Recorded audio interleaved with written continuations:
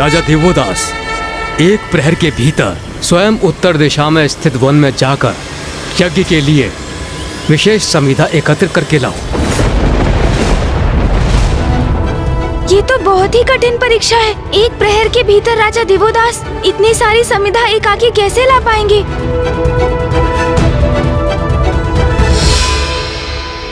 महाराज, आपकी सहायता है तो अपने साथ चलने की अनुमति दीजिए। नहीं, तुम लोग यहीं रुकोगे ब्राह्मण देवता के पास। ये कार्य कठिन है, विषम है, संकटों से भरा है, किंतु ब्राह्मण देवता के महायज्ञ के लिए मेरे अकेले जाकर समिधा लाना अति आवश्यक है। इसलिए जो ये चाहते हैं वैसा ही होगा।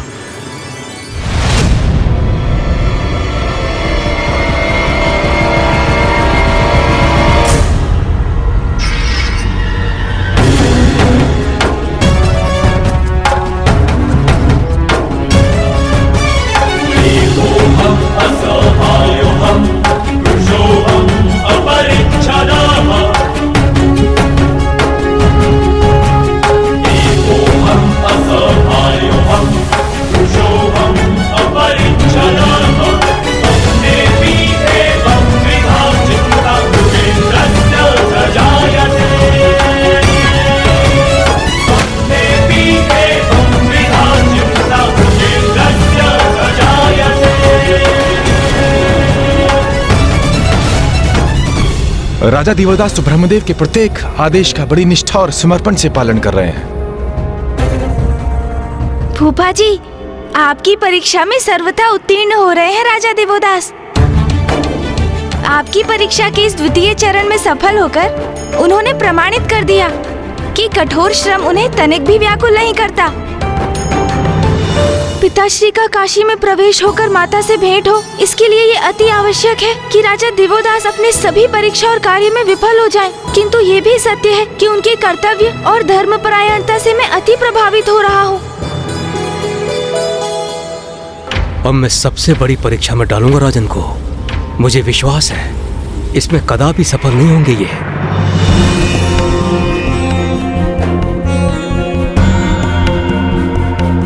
महाराज दिवोदास, ये सब तो सरल कार्य थे, किंतु अब यज्ञ के लिए जो वस्तुएं चाहिए वो अत्यंत ही महत्वपूर्ण है। आज्ञा दें ब्राह्मण देवता। मुझे अभी 7 सिंधुओं और 7 नदियों का जल चाहिए।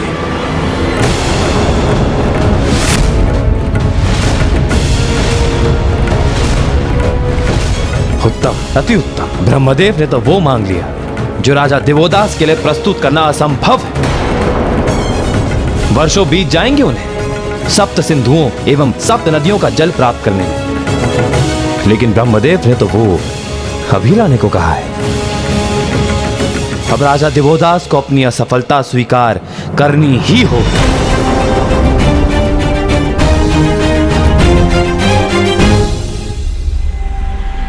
लगता है मेरे द्वारा सौंपे गए कार्य ने राजा दिवोदास को विचलित कर दिया है।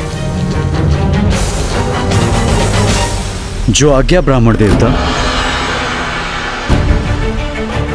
मैं काशी नरेश देवोदास 7 सिंधु और 7 नदियों का आवाहन करता हूं। यदि धर्म के प्रति मेरी निष्ठा सत्य है तो आप सभी यहां आकर जल प्रदान करने की कृपा कीजिए।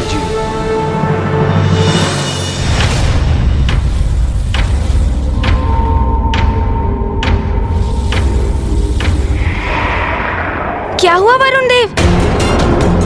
आप अचानक इतने स्तब्ध क्यों रह गए? ये कैसी दिव्य और अद्भुत पुकार जो मुझे राजा देवोदास के लिए बाध्य कर रही है। मुझे क्षमा कीजिए महादेव, किंतु मुझे जाना ही होगा।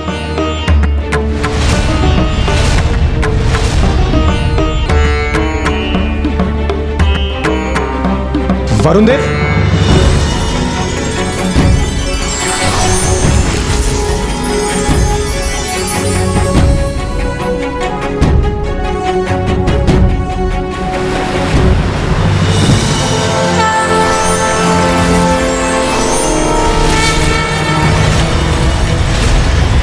प्रणाम वरुण देव। मैं समुद्र देव आपको सप्त सिंधुओं का जल प्रदान करता हूं।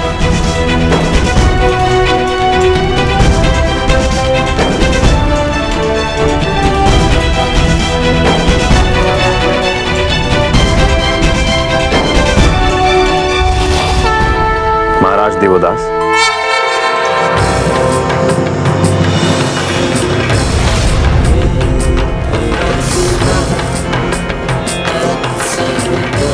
प्रणाम वरुण देव। मैं आपके लिए सब सिंधुओं का जल लेकर आया हूं। धन्यवाद वरुण देव।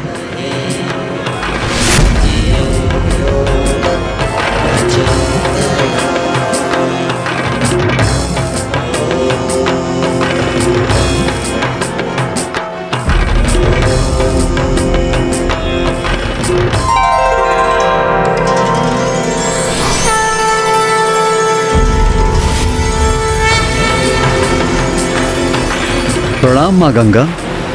कल्याण हो। मैं यहाँ आपके लिए सप्त नदियों का जल प्रस्तुत करने आई हूँ। धन्यवाद माता।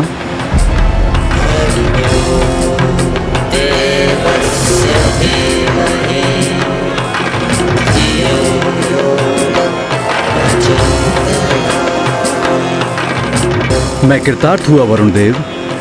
माता,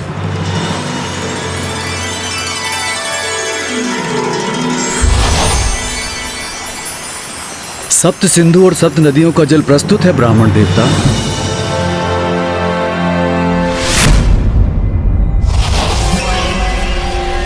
क्या हुआ वरुण देव, आप ये काशी क्यों प्रस्थान कर गए थे? प्रतीत होता है राजा दिवोदास की सहायता करने के लिए कुछ अत्याधिक ही आतुर थे आप।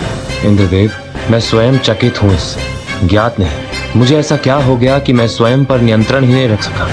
यही तो विशेषता है राजा दिवोदास की भक्ति की। वो अपने धर्म और कर्तव्य के प्रति इतने आस्थावान है कि उन्होंने वरुण देव को भी उनकी प्रार्थना की पुकार सुनने के लिए विवश कर दिया। अपने तृतीय कार्य को भी सफलतापूर्वक संपन्न कर अपने धर्म की शक्ति से राजा दिवोदास ने वो कर दिखाया जो सर्वथा असंभव था, अर्थात उन्होंने एक विशेष चमत्कार ही कर दिया। इसलिए हमने ये मानकर कि इतनी कठिन परीक्षा में राजा दिवोदास सफल नहीं होंगे, ये आंकने में हम सभी ने शीघ्रता कर दी।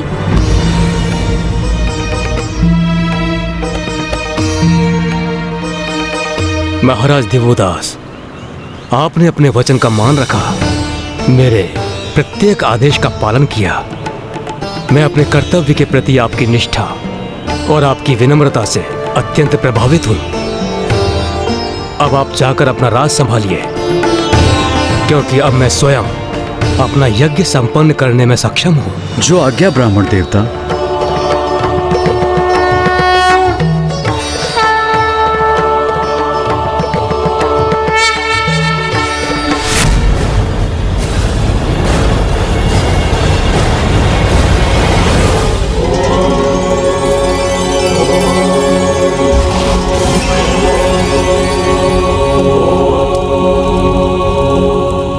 ये क्या? ब्रह्मदेव ने तो काशी में अपना महायज्ञ ही आरंभ कर दिया। अब वो राजा दिवोदास में कोई दोष कैसे ढूंढेंगे? सत्य तो साक्षात आपके समक्ष है वायुदेव। स्पष्ट है, फूफा जी भी राजा दिवोदास में और उनके राज में कोई त्रुटि नहीं ढूंढ सके। और ब्रह्मदेव तो पूर्ण तन्मयता से यज्ञ में लीन है। अब तो ये यज्ञ पूर्ण होने के उपरांत ही लौटेंगे। किंतु जो समस्या अभी भी हमारे समक्ष है, उनका क्या होगा? कैसी विडंबना है ये। उधर ऋषि जगस्व महादेव के बिना मरणासन अवस्था में है, और इधर आदि शक्ति और महादेव एक दूसरे से विलग होकर पीड़ा में है, जो अब भी भेंट होने की प्रतीक्षा में है।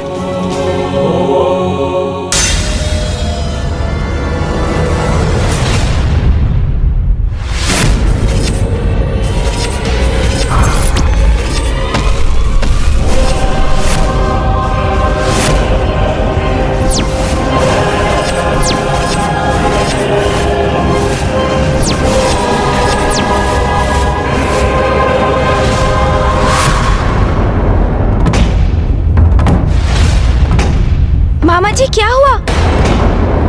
आपके मुख पर अचानक चिंता का भाव क्यों उभर आया? गणेश, हमारा संकट अभी टला नहीं है, अपितु और बढ़ गया है। परिस्थिति और भी जटिल हो गई है।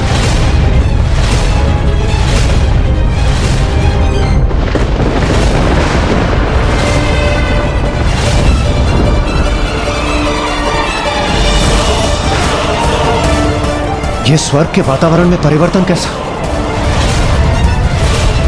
मामा जी कुछ तो कहिए, परिस्थिति और जटिल क्यों हो गई है? क्या देखा आपने जिससे आप इतने गहन चिंता में डूब गए हैं मामा जी?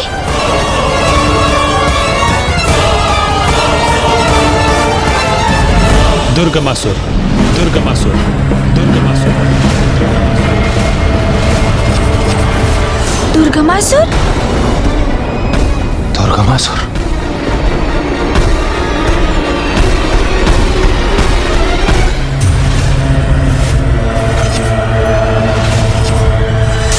मामा जी ये कौन है दुर्गमासुर? असुर रुरु का पुत्र, शुंभ निशुंभ की सेना का वो असुर महायोद्ध जिसका वध माता ने अपने मां काली के स्वरूप में किया था। हाँ पुत्र कार्तिकेय, उसी असुर का पुत्र दुर्गमासुर। दुर्गमासुर ब्रह्मदेव का बहुत बड़ा भक्त है और अब वो स्वर्ग की ओर आ रहा है अपनी पूर्ण सेना के साथ।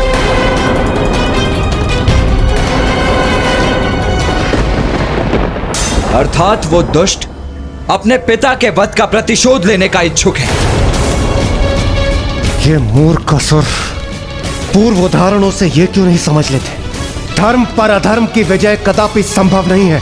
दुर्गमासुर को यह ज्ञात हो गया होगा कि अभी हम समस्त देवता यहाँ मंदार पर्वत पर उपस्थित हैं। इसीलिए स्वर्ग को असुरक्षित समझकर वहां उसने आक्रमण कर दिया होगा। यह दुर्गमासुर जो भी हो, किंतु यदि उसे यह भ्रम है कि उसका स्वर्ग पहुंचकर उसका प्रतिशोध लेना इतना सहज है, तो मैं अभी वहां जाकर उसका वध करके उसका यह भ्रम ही खंडित कर देता हूं। आप सभी पिताश्री और मामाश्री हरि नारायण के साथ यहीं रुकिए। नहीं भैया, हम सभी चलेंगे आपके साथ। अपनी संयुक्त शक्ति से हम इन असुरों का अंत कर यहाँ शीघ्र लौटने में सक्षम होंगे, क्योंकि अब अधिक समय शेष नहीं है हमारे पास। अब तो फूफा जी ब्रह्मदेव भी काशी में अपने महायज्ञ में लीन हो चुके हैं। पिताश्री के काशी लौटने का उपाय ढूंढने का भार अब पुनः हमारे ऊपर ही है। ये स्थिति तो अब और भी विकट हो गई है भैया, क्योंकि एक और ऋषि जगेश्वर की स्थिति और बिगड़ती जा रही है और दूसरी ओर अब स्वर्ग पर ये नवीन संकट मंडरा रहा है। एकजुट होकर युद्ध करने से हमें शीघ्र इन असुरों को नष्ट कर यहाँ लौटने का अवसर प्राप्त होगा और हम माँ और पिताश्री के संयोग का कोई उपाय कर सकेंगे भैया। उचित है गणेश। मामा जी आप यहीं पिताश्री के साथ रुकिए, हम वहाँ जाकर उस दुर्गमासुर और उसकी सेना से शीघ्र निपट कर लौटेंगे। प्रणाम महादेव।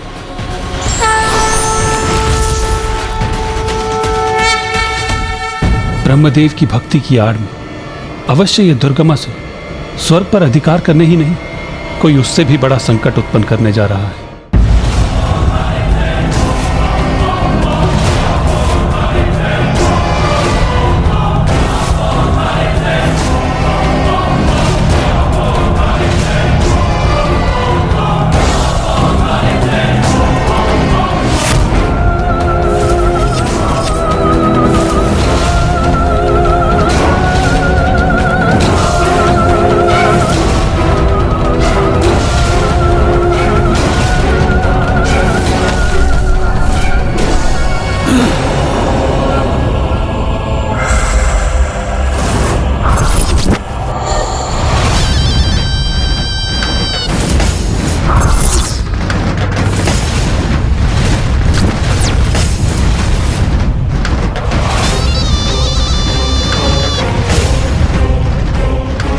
स्वर्ग,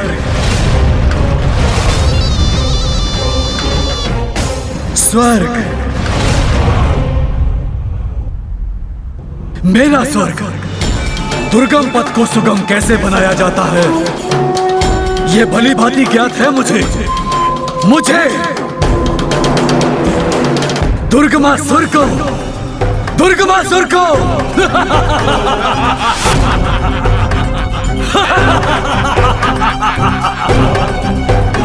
मेरा स्वर्ग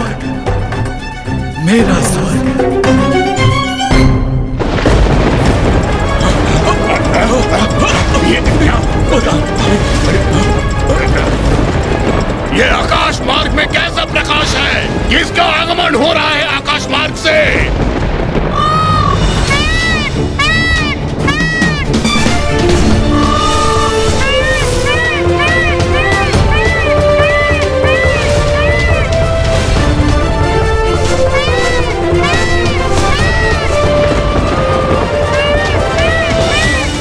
दुष्ट असुरों, यहाँ तक पहुँचकर तुमने अपनी मृत्यु को आमंत्रित किया है। अब मैं तुम सभी को स्वर्ग नहीं यमलोक की यात्रा पर भेजूंगा।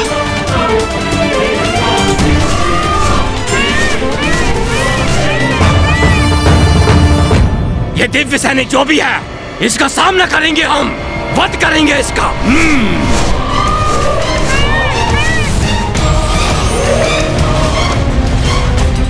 दुष्ट असुरों, अब तैयार हो जाओ अपने काल से भेंट करने के लिए।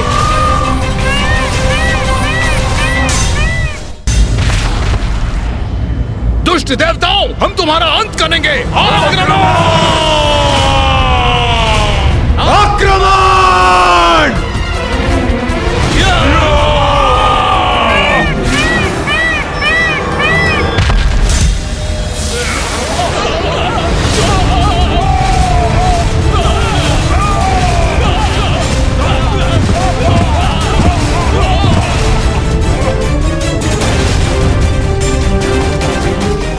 बहुत समय से अपने युद्ध कौशल का प्रदर्शन करने के लिए आतुर हो रहा था मैं। आज उसका उचित अवसर प्राप्त होगा मुझे।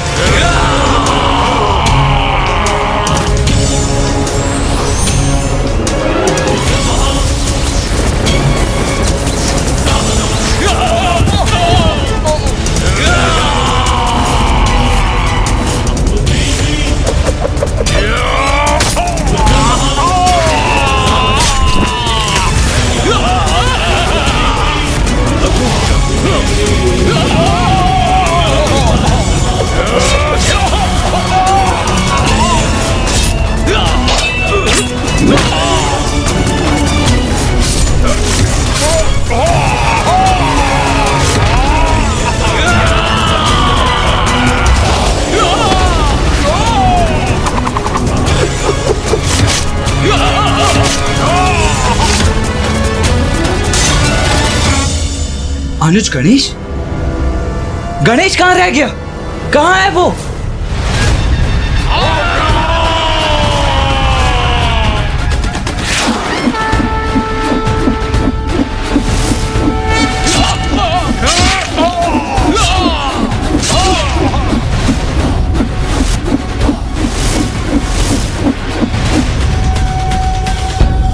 मैं यही हूँ भैया।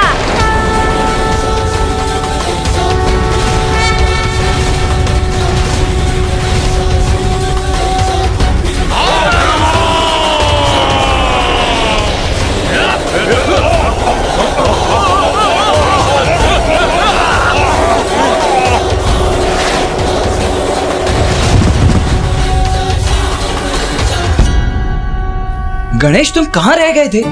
भैया, आप तो अपने पूर्ण क्रोधावेश में मयूर जी पर आरूढ़ होकर यहाँ के लिए निकल पड़े, किंतु मेरे वाहन मूषक जी तो काशी में ऋषि जगेश्वी के साथ ही स्थित है। इसीलिए मुझे यहाँ पहुँचने में थोड़ा अधिक समय लग गया भैया।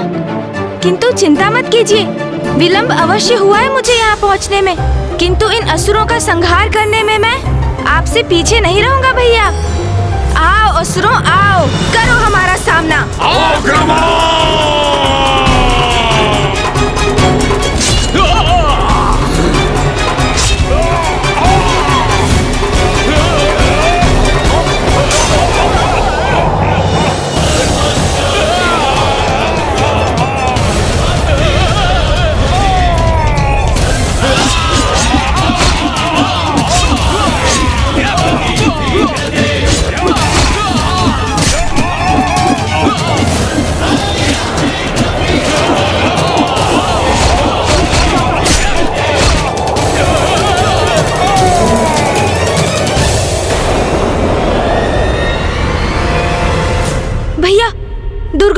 भी दिखाई दिया मुझे। इंद्रदेव के राजभवन की ओर बढ़ रहा है वो। हमें शीघ्र वहाँ पहुँचकर उसे रोकना चाहिए भैया। गणेश जी, कुमार कार्तिकेय, आप उस असुर को रोकिए। उसकी ससुर सेना से हम देवता ही निपट लेंगे। हाँ इंद्रदेव, उचित है। दुर्गमासुर! दुर्गमासुर! दुर्गमासुर! भेरू की भांति अपने युद्ध से पलायन कर रहे हो तुम।